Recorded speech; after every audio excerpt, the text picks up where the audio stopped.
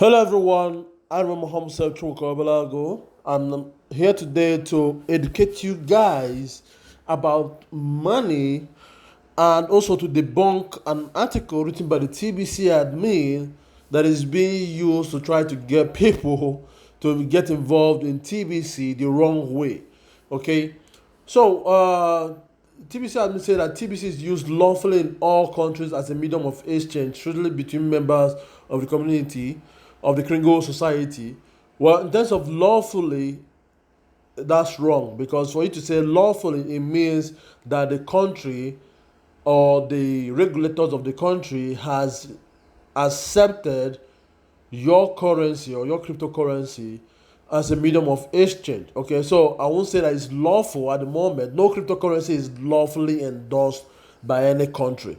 Okay, it's not lawfully endorsed by any country. It's just allowed to operate because there was no regulation, made up to regulate the cryptocurrency space. Okay, and now governments are trying to use their SEC to be able to regulate the cryptocurrency space, but they can only regulate cryptocurrencies that are deemed as securities.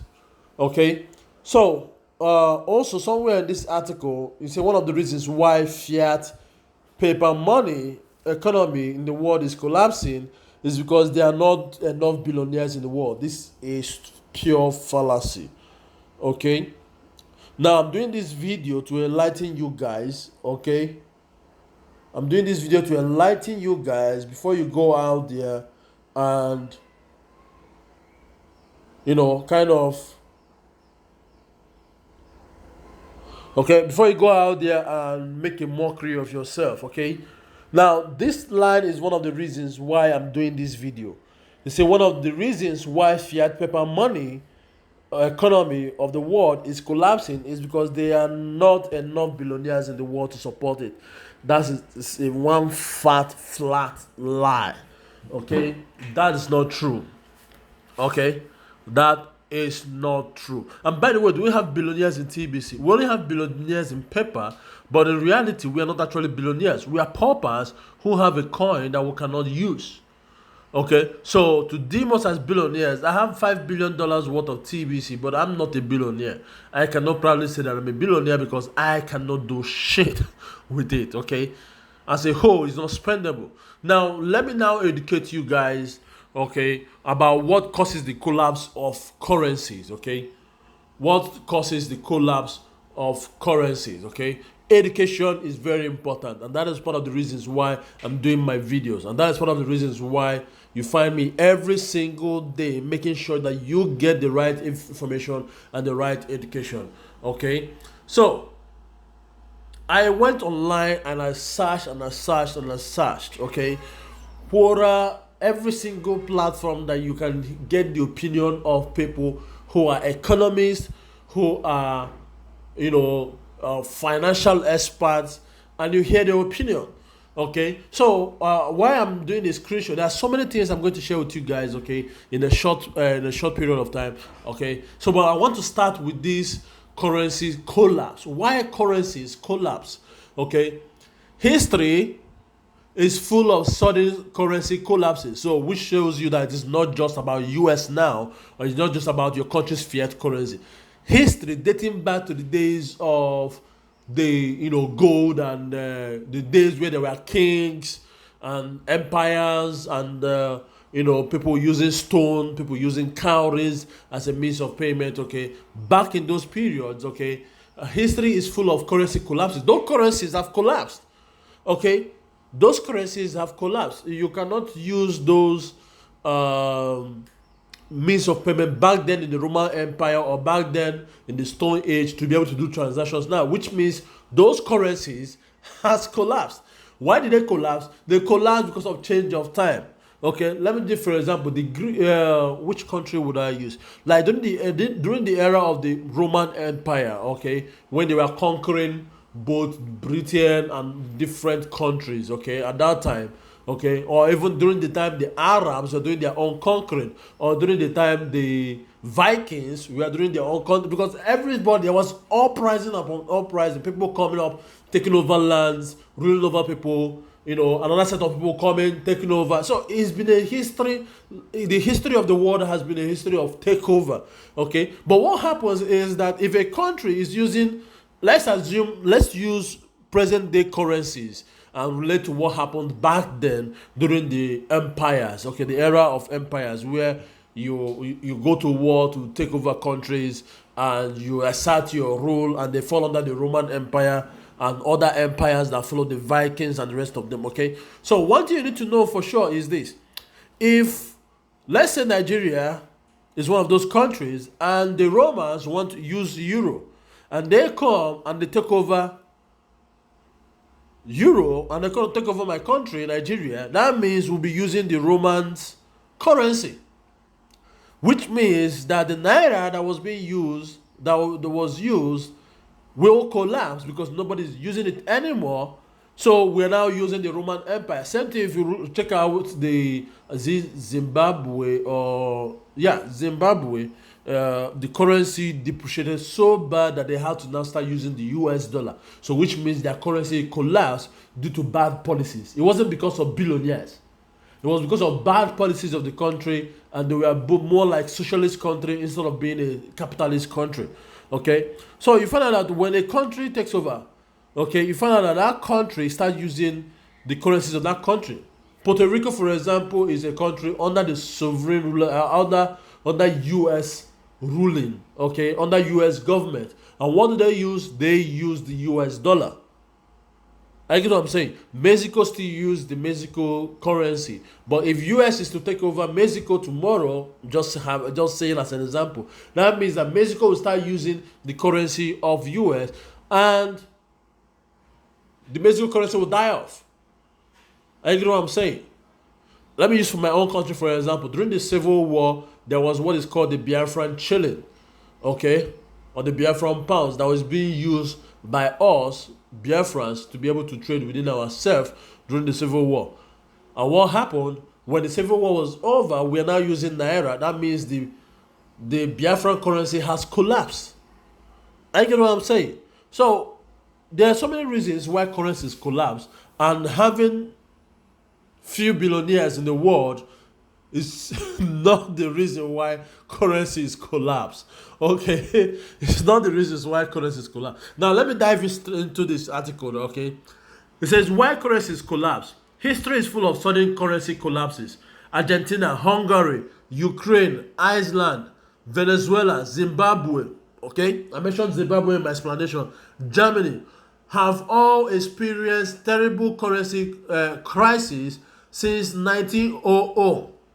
Depending on the definition of collapse, the Russian currency calamity during 2016 could be considered another example. The root of any collapse stems from a lack of faith in the stability or usefulness of money to serve as an effective store of value or medium of exchange. Now, to think of this simple explanation,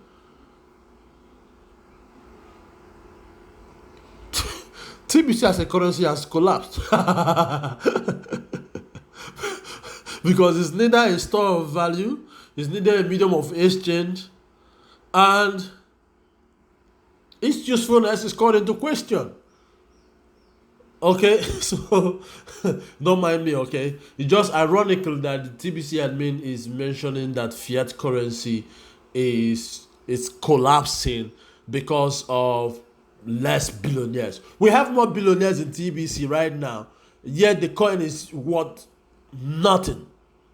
Okay, it's worth nothing. And when you look at the value that you are paying to a merchant, you find out that when you're paying that value is not equal to the value that you're expecting to pay for that service. Okay, it's not equal to this value you're expecting to pay for that service. You're paying 10%, 50%. What happened to using it 100%?